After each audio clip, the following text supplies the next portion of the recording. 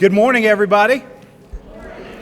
It is great to see such a great crowd, and we are so excited to share some great results with you and celebrate this incredible partnership.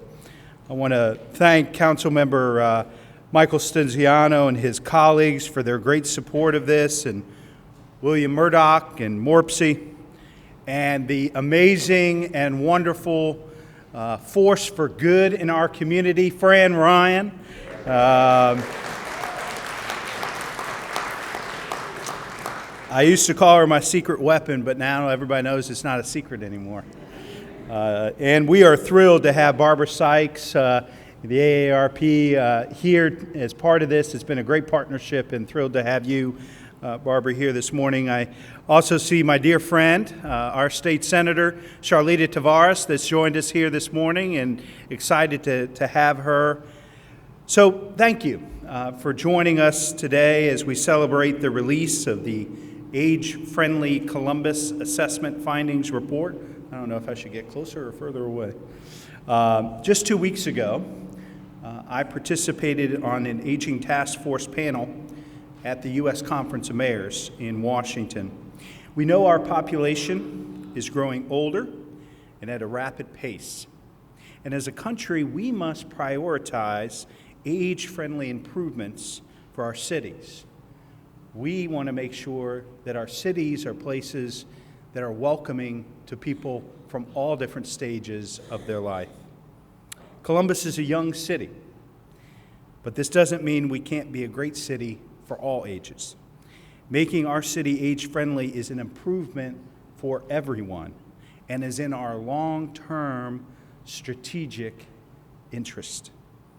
Over the past year, Age-Friendly Columbus went out to our neighborhoods to hear direct input from our older residents. The response and engagement across our neighborhoods has been tremendous. We asked questions about challenges, barriers, and highlights, assets of our great community. In general, older adults report that Columbus is a good place to age, with a robust network of social service supports, neighborhood-based nonprofits, and a strong network of volunteering. Probably isn't a surprise to anybody in this room that our greatest asset in this city is our people. In general, we heard that challenges around mobility, housing, and the perception of negative stereotypes against our older residents. Mobility and housing. I think we've heard about those challenges or opportunities with other folks as well. While the continued growth of Columbus and Central Ohio is a major success, we must be committed to working together to reduce the rate of displacement, foreclosure, and evictions of our city's most vulnerable. Another common response we received were words of thanks. Thanks for including older adults, for listening, and for caring. But we still have much work to do, and our older residents are ready to help plan and implement necessary improvements. Our older residents are incredible assets to this community if we are willing to engage, to listen, and to help let them lead. Building upon our history of a collaborative and civically engaged city, we will work together to make Columbus an even better place to live. This group of residents, our 50-plus age group, has shared their experiences and wisdom, which will guide our next steps. In fact, this initiative would not be possible without our older adults. We value all you have contributed and sincerely thank you for making the first year of Age-Friendly Columbus a success. It takes many partners to achieve such great outcomes and engagement. So I'd like to recognize the major financial supporter of Age-Friendly Columbus, the Osteopathic Heritage Foundation, whose contribution made it possible for us to launch this effort. And I also want to recognize COAAA, the Franklin County Office on Aging, AARP Ohio, National Church Residences, and the Columbus Foundation for their financial support. Many other organizations donated in-kind support, and as you can see from the acknowledgments in the report, there's a comprehensive list of supportive organizations that have come together for Age-Friendly Columbus. And thanks to Morpsey for serving as the project managers of Age-Friendly Columbus. William and your team, your coordination of partners and engagement of our community has been excellent thus far. And finally, I want to thank Councilmember Michael Stenziano and Fran Ryan for their leadership. We accomplished a lot in our first year, and we have more work to do, and I look forward to our work ahead. And thank you to our other council members who are serving and leading a number of the Age-Friendly Columbus committees. Now I would like to invite the Age-Friendly Columbus Advisory Chair, Councilmember Stenziano, to share some comments. Please welcome him.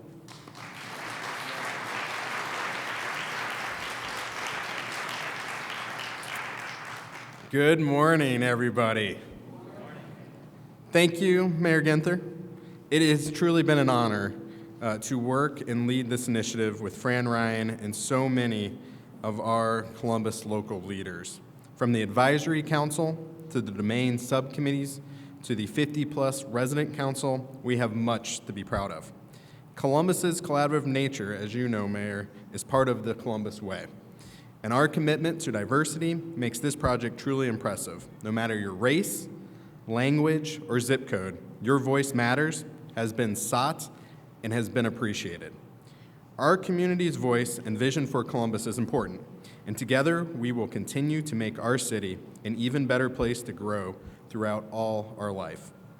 I want to thank our funders and partnering organizations as well. Our city is fortunate to have such leadership as the Central Ohio Area Agency on Aging, Franklin County Office on Aging, and Life Care Alliance, helping lead our long-term services and the support that they provide. We also have wonderful neighborhood-based grassroots support with our villages, our settlement houses, neighborhood pride centers, and faith communities. And countless other organizations have been providing incredible services to our older residents in every area of the city. As chair of the Advisory Committee of Council, I've had the opportunity to meet and hear directly from a wide range of dedicated community members and focus groups, and even some neighborhood walk audits. A highlight of this experience was participating in the Catholic Social Services Senior Companion Program with over 100 older adult residents. I was so impressed with their work and engagement, including those that were volunteering and helping work with some of our most vulnerable. And I know some of those residents are here today, so thank you for the time you took for that important discussion and for taking the time to be here today as well.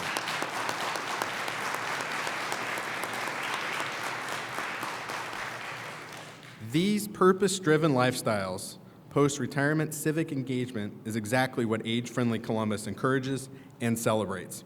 At this program, we helped facilitate focus groups with senior companions in 6 languages. What we heard was an overwhelming sense of resiliency built on a strong family support system, and that older adults in our community do feel though we focus on the younger generation. Whether perception or reality, that feeling is why the work of Age-Friendly Columbus in this initiative serves as a foundation to grow and create better solutions and policies for all of Columbus.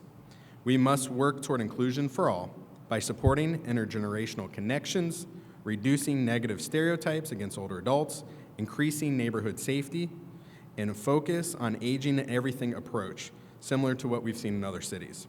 Protecting and building upon our existing assets will be critical as we move forward, and that collaboration is going to remain a key factor. Watching our community work together on this project has truly been terrific, but I do want to thank some of my colleagues as well. across the board, my other council members have really stepped up and been voices on subcommittees and provided their expertise and leadership. Councilmember Shannon Hardin working on transportation, Councilwoman Elizabeth Brown on outdoor spaces and buildings, Councilmember Mitch Brown, who's with us today on safety and emergency preparedness.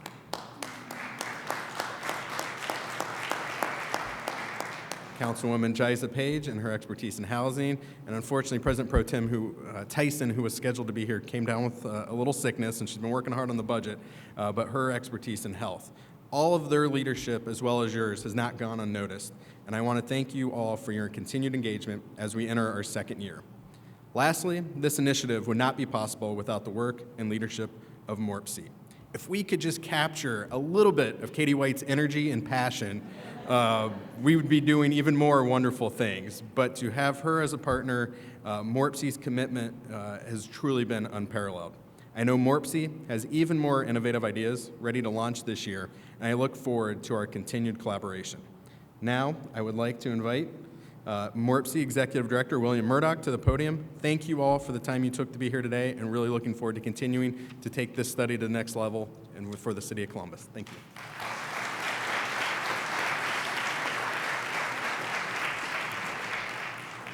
Well, good morning, and thank you, Mayor Ginther and Councilmember Stinziano, Ms. Sykes, and especially Ms. Ryan, who, as you know, is an inspiration to us, and early on in this project grabbed me and said, William, we have to do this. We have to do it right. This is too important, and hopefully we're making you proud. Councilmember, you're right. We do have big plans for 2017, and it starts actually today when I'm proud to officially announce the release of the 2017 Age-Friendly Columbus Findings Report and the start of our work on next steps. This report lays the groundwork for needed improvements to make Columbus and our region a better place for our older adults. And we're talking improvements such as physical changes like to our built environment, public spaces, sidewalks, crosswalks, and homes, and improvements to services and policies that impact the quality of life of all of our neighborhoods. Over the last year, MORPC team members successfully convened about 120 committee members and many, many volunteers, again, many who are here today. We've listened to the voices of older adults, both in Columbus, where the project is focused, but also from across Central Ohio. And I have to tell you, the depth and breadth and excitement of public involvement in this project is unparalleled for us. This is important work for our community, and I have to tell you, it's humbling and rewarding for our team and for all those working on this project. And I know I speak for all the team members that we've all received numerous messages, phone calls, notes of thanks for working on something right, something special, something that will improve everybody's quality of life here in Columbus and its neighborhoods. And I have to share one. We couldn't agree more with one resident who told us, quote, just because we're old doesn't mean we can't contribute. And I have to tell you, they're absolutely right. And I want you to know that we aim to honor those contributions and your contributions with the work that we're doing on Age-Friendly Columbus today. You see, our philosophy is simple. We're not planning for older adults, we're planning with older adults.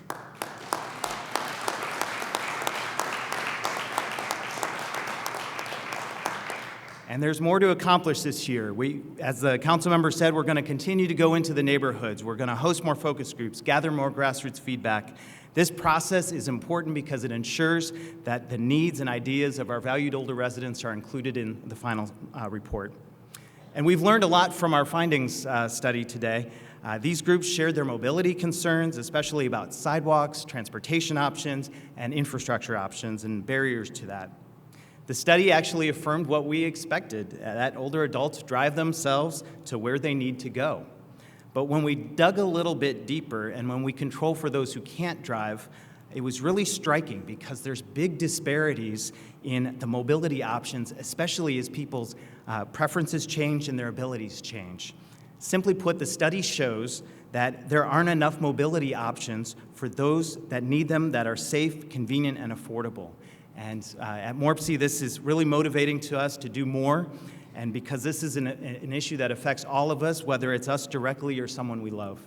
And Columbus, MORPC, and our regional transportation partners are working together to ensure that we're working on more options for people to have options to where they need to go, but also to where they want to go. And at the neighborhood level, we know this starts with something simple, which is connected and complete sidewalks, which are essential to encouraging and enabling residents of any age to walk, to bike, and use public transportation. And we think this survey is an important step. It's part of, along with the work of the focus groups, it's going to help shape our work towards a 3-year strategic implementation plan for all of our partners. And I have to tell you, we look forward to our 2nd year in the AARP Livable Communities and World Health Organization Network. And if you know me, I want you to tell you I am so thankful and grateful and humbled to work with the partners and all of you on our committees. And I'm especially proud of my team, Amelia Costanzo, who's our planning manager and a leader in this effort, and Katie White, who we were already trying to bottle a little bit of her energy, who's our project lead and an emerging leader in these issues. And you have to know that this is Katie's 1-year anniversary at MORPC.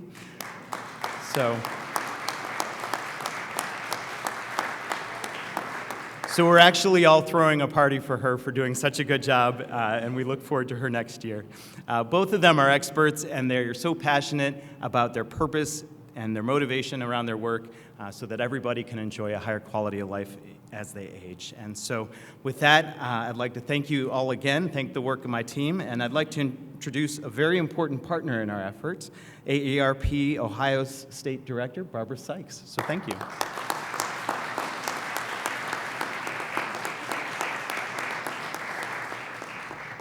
Thank you very much, and I can tell you I'm spoiled. Everywhere I go, I feel comfortable saying, welcome AARP members and volunteers, because I know you're here. Thank you, Mr. Murdoch. Thank you, Councilman Stenziano, and thank you, Mayor, and thank all of you, everyone who's here today, and for those who have participated in the age-friendly Columbus process. AARP is the sole American affiliated organization of the World Health Organization Global Age-Friendly Communities Initiatives and Cities. Whew. That was a long one. 61 million Americans live in 139 AARP network communities, each one working to become more age-friendly. With such a large cross-section of the community in our network, I could not be more proud of the fact that the work in Columbus and in Cleveland has been highlighted nationally. And I appreciate the work of Doug Tyack, who is one of the AARP members here, staff members here, that work with the two cities in bringing those together in collaboration. Thank you so much, Doug. Cleveland and Columbus worked together over the past year clearly points to the value of statewide approach and how significant it is, because hopefully one day we will have a friendly state, not just cities, but we're looking for age-friendly states. New York recently announced that they are going that way, so I know Ohio can do it. From working with the Center for Community Solution on Research to presenting at the National AARP Livable Community Conference, Ohio is truly a leader in collaboration and the nation age-friendly movement. AARP is proud of our contributions to the development of this assessment and excited to continue our engagement with the City of Columbus, Morphe, and the partners working to make Columbus a community that is livable for individuals of all ages. One of those many partners is Fran Ryan. Her work as the Senior Advocate to the Mayor's Office, Chair of the Senior Services Roundtable, and Age-Friendly Columbus have been a major part of this initiative. Fran, would you please join me at the podium?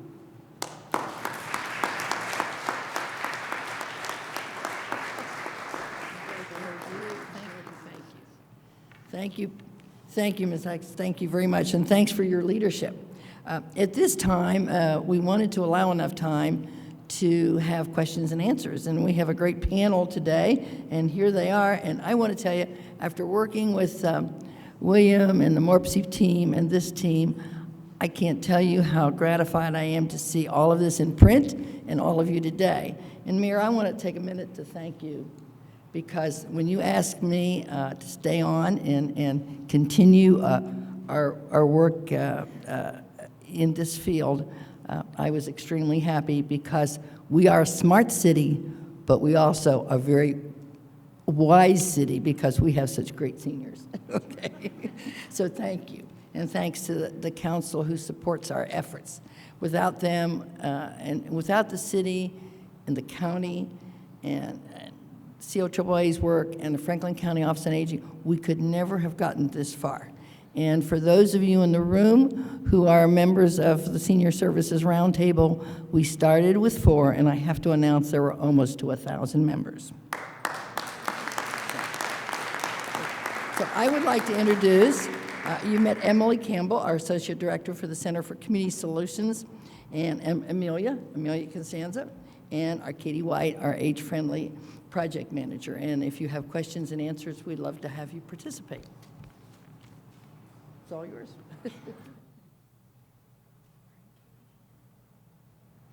Sure.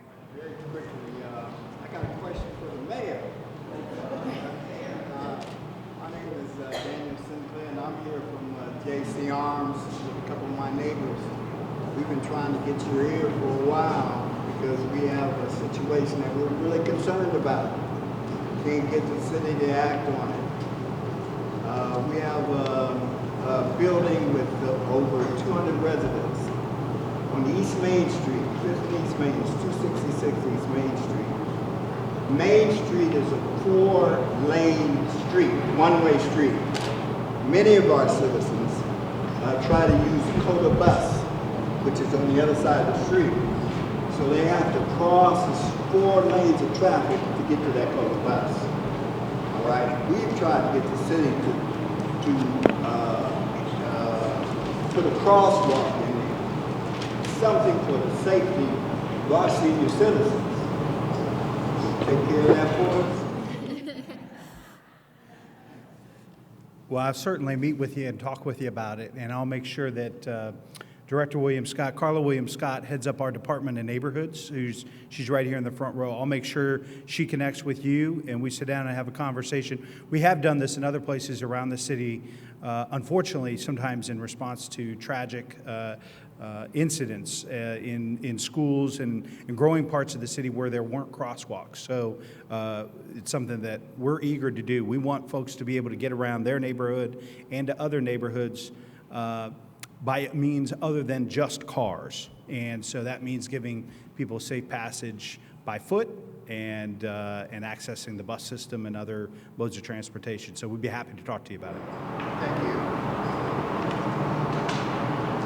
Yeah, I may have missed it, but I heard a list of all the wonderful partners that are working on this, but I didn't hear CODA. And since they are our transportation entity in the city, I'm wondering whether I missed it, or whether they should be brought in, or whether what.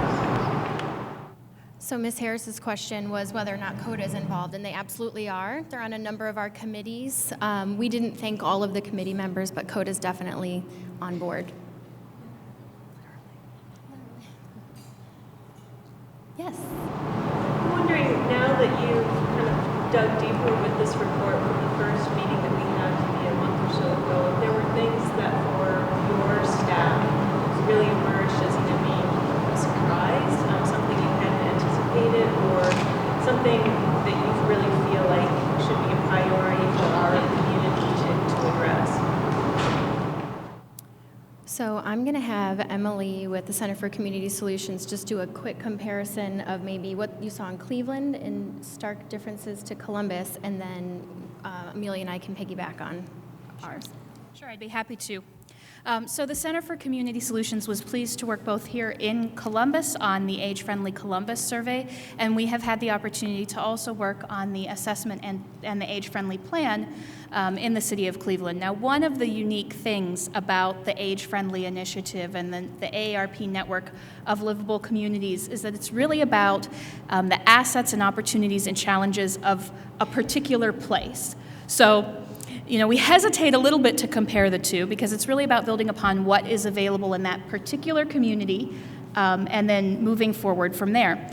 But we did ask many of the same questions in both Cleveland and Columbus. And while we haven't had the opportunity to really sit down and look question by question at what some of the differences are, having worked very hard on both those reports, there are a few things that stand out. One is that here in Columbus, older adults are very independent. They are driving themselves. The vast majority are driving themselves where they need to go, even amongst the oldest residents, those over age 75. They are using the internet to find the information that they want when they need it on demand, which is excellent. So few older adults in Columbus report having problems finding the information that they want and need at the time when they need it. In Cleveland, we heard a lot more about barriers, the barriers that people were facing, and especially about transportation and financial barriers. But when we broke things down here in Columbus and looked at the lowest income residents, we saw many of the same things that we saw in Cleveland, so that there are some real disparities between older adults in Columbus that are doing well and those who may be struggling a little bit more, and figuring out how to connect everyone with the assets in this community, I would imagine would be something under discussion for the planning phase and the strategic planning phase over the course of the next year. One thing in particular that stands out here in Columbus is that we asked on both of the surveys, how would you rate your city, Columbus, as a place to live as you age, and how would you rate your neighborhood as a place to live as you age? And we were surprised to see that older adults in Columbus rated the city as better than their neighborhood, which starts to tell us that there may be places within the city, I'm sure many of you know this very well, that are perhaps more desirable than others, and that older adults are interested in improving things within their own neighborhood and interested in staying within the community. But one thing that is definitely true for both of the cities in Columbus that we've had the opportunity to work with is that older adults want to remain in their homes. Around 80 to 90% of older adults said that it is very important to them to remain in their homes as they age, and they want to remain in their communities as well. And both of the results from those surveys, a greater proportion of older adults here in our Ohio communities said that they wanted to age in place than what national studies have found. So the idea that this is really a citywide, locally motivated, building on what's here and bringing in innovative ideas from other parts of the country is very well timed. Thank you, Emily. I wanted to piggyback on what Emily had said and answer Susan's question about what stood out specifically to me. And one of the things that stood out was that in each of our neighborhoods, residents are looking for different things and have different needs and different wants. And I think there's a great opportunity in the coming year as we work through our strategic planning process to identify more ways to work with individual neighborhoods and build up from what each of those neighborhoods says they want and need, and find things that we can apply across the city, but also find things that we can apply across the state. In regards to the comment about older adults wanting to age in place and aging at home, did you ask questions regarding having access to modifications for their homes, whether it be ramps or having grab bars installed? Because most falls occur in homes, not in the community. So I'm curious to know about that. Yeah, that's a great question. So the question was whether or not the study looked at home modifications, grab bars and no-step entry and other things that would enable people to safely age in their homes, as most falls in the community happen in the home instead of out in the community. And I'm flipping through the report because we did ask that question. And this was one of the areas that brought up a little bit of concern for us looking at the data, because a number of people, only 20% of older Columbus residents reported having access to age-friendly home modifications such as no-step entry, wired doorways, first-floor bedroom and bathrooms, and grab bars in their bathrooms. And we had a number of respondents that said that they weren't sure if they had access to those things. And so this is one of the areas where we saw that people seem to be doing very well now. They're satisfied with their living situation today, but may not be thinking about the future and those things that will enable them to remain in place safely and effectively and remain in their homes for as long as possible. So certainly something that stood out to us when we looked in the housing area was that lack of people having made those home modifications or considered doing them. So I just want to mention that we also had a specific housing focus group in Clintonville with the residents, and they had this really great viewpoint where, yes, they want to stay in their neighborhood. They'd be willing to move from their house if they could stay in their neighborhood, but there isn't this broad understanding of available housing stock that supports living in your neighborhood for your lifestyle. So the 2-story walk-up, you might live in until a certain age, but then you want something that's 0 entry, 1 floor. So they were really great and proactive and gave ideas for how we could make that work. I've got a question. I call it ministry. It's my program. Because we're here talking about older, we still have people that aren't what's considered. You change every year, 55, 60, 50. I'm just saying, is there something that's public record, as I call it ministry? I get on the phone and I don't like to be on the phone because I call it smiling teeth. Because I trust everybody. I believe it 2 days later, they take your checkbook and everything because I know your life history because of the internet. But I'm just asking, is there something public in the city that says that you can go down and look without getting that ministry? Because, as I'm saying, I'm not a government official. I was the CEO of it, so I take the word meeting. I'm 67, 68. I know the law be some meet verbally, but I still feel wanted. And I don't want to put it into a category. That's what I'm asking. There's something there that's allowed to be public without saying, okay, my minister says I don't know if I would gas. And that's what I'm asking. Did I ask wrong? Well, my approach. See, you will read. The other question is there something public? Because the older people necessarily they don't work, but they have a lot of knowledge. The person who works must produce. I don't mean, but you might have a bully charge and say, that's supposed to be done. That's all I'm asking. So are you asking if there's a place to public? Yeah, that's down to the city hall, for access to say. To access care and information and resources? Anything. I know there's confidentiality, but I think I'm not going to Japan. I'm just going to ask you for something.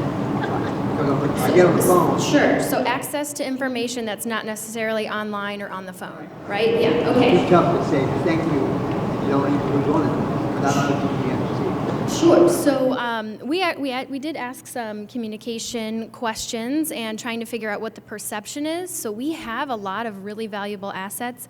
Central Ohio Area Agency on Aging, Franklin County Office on Aging, Life Care Alliance. So a lot of organizations that can provide a lot of services, but there is a disconnect between how much we offer and how people are finding that information. So we'll certainly look at that a little bit deeper to figure out exactly how people prefer to get their information. Do you want to? Okay. What time is it? Oh, way over here. Oh, Ernestine, hi. The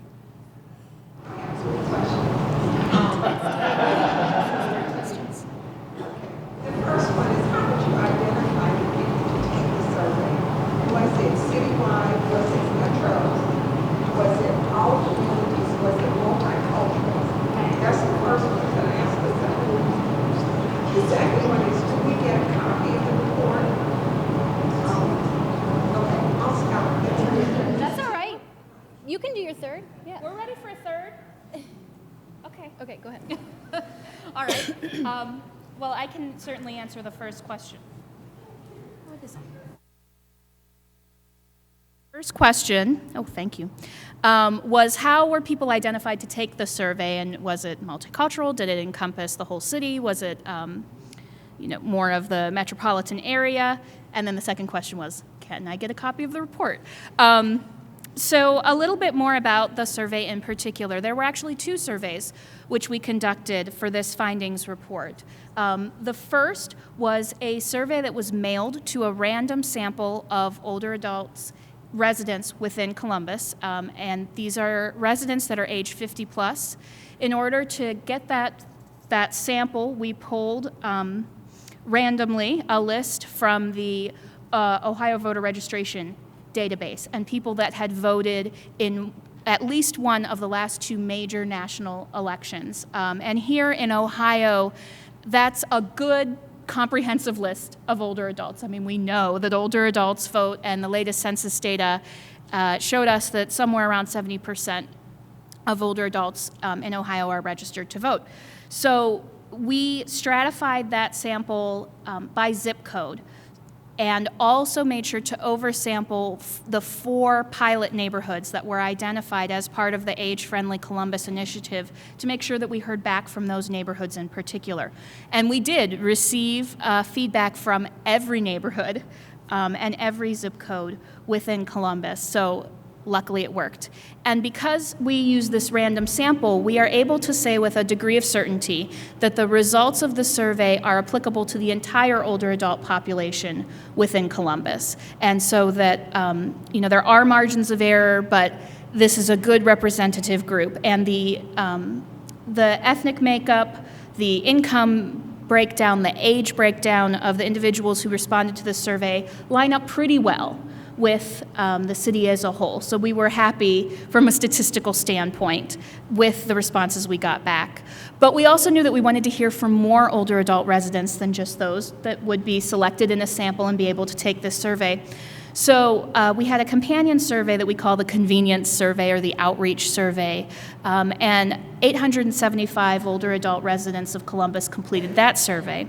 That was available through service providers at the many age-friendly Columbus events and the focus groups, and our partners, AARP, were very instrumental in getting that out as well to older adults to complete that survey. So we know there's some overlap, but I feel relatively confident that about 1,000 older adult residents of Columbus over the age of 50 did complete that survey. I'll take one more question. And then folks will stick around if there are additional questions or information people need. Our final question. Yes, ma'am. Yes, Michelle North, National Church Residences, and Katie, thank you so much for your leadership. She really is an awesome asset to this city, so thank you very much. It's a team. But you guys mentioned and highlighted housing and the accessibility piece, which is very, very important. I totally agree. Didn't hear as much about the affordability challenge. We do have quite a few people in our community where as you're getting older and you're going to need to pay or find resources to help with all these things like your aging issues, if you can't afford your housing, you're going to be able to afford even less a lot of the services. There's another organization that I know the mayor knows about, the Affordable Housing Alliance of Central Ohio, which is looking at this affordability piece. I would encourage some connection in this next year because they're putting together a report as well, and it subsets around the senior population. So to connect those two energies, I would really encourage and would be very happy to help. Thank you for your comment and your question. I have a two-part response to that. The first is that, as Emily explained, we heard that most older adults who responded to our surveys had said that currently they are able to afford their housing. And we also know that they admittedly are not thinking about what happens down the road when life circumstances change. So that's something that in our strategic planning phase this year we'll have to look at in more depth. The other thing is that we do know that responses by neighborhoods are different as well. And so in some neighborhoods, there already is an affordability issue that the older adults said, we need help with this. So twofold, in this coming year, we'll be looking at the housing affordability issue overall, but then also specifically within certain neighborhoods and their particular needs. To answer the second question from before, there are extra copies of the executive summary at the back door, and you can get the full report at agefriendlycolumbus.org, or you also can reach out directly to Katie and get a copy that way as well. Thank you. Let's give a hand to these panelists.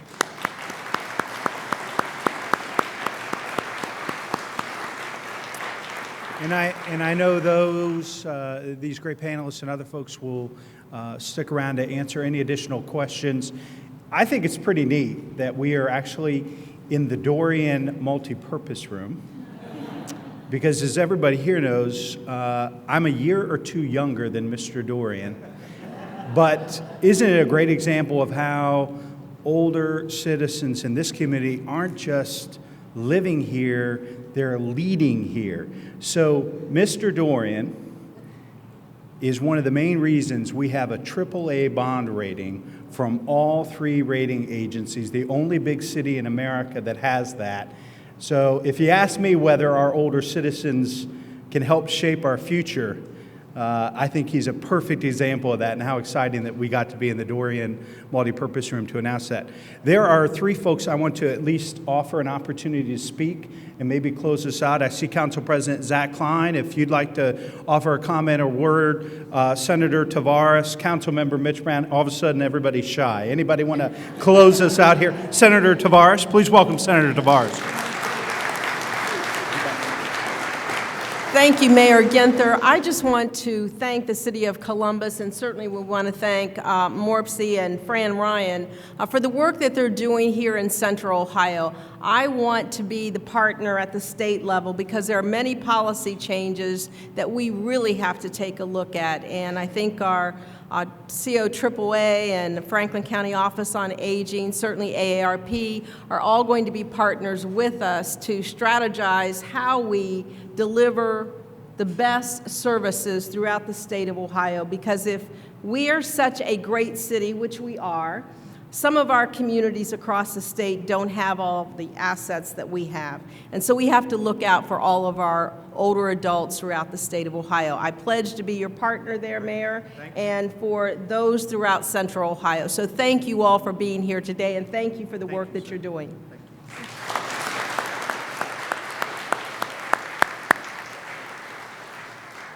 President Klein, close us out. He heard there were donuts. I'm a sucker for donuts. How y'all doing? Look, I'm Zach Klein, the council president. I see my friend Mitch, and of course the great work that Councilmember Stinziano has done on this issue. Thank you to Morpsey and certainly to Senator Tavares. We at Council tremendously respect all the great work that those who have come before us that are participating in our economy and our city, and we look up to you and want to do our part to make sure that everyone is living in the city together with the resources they need. Just thank you for being who you are and being the leaders and providing the wisdom and insight that's necessary for us to be the great city of Columbus that we are. Thank you so much. Have a great day. Thank you.